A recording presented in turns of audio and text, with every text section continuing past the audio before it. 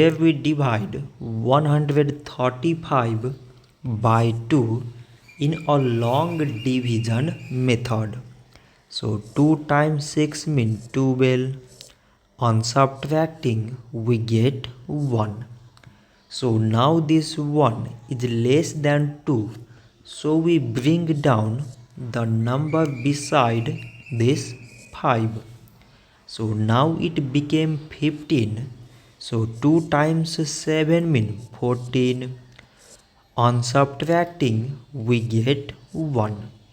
So again this 1 is less than 2 and there is no other number beside.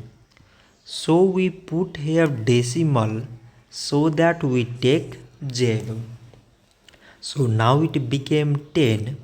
So 2 times 5 means 10. On subtracting we get 0. So 135 divided by 2 we got 67 decimal 5.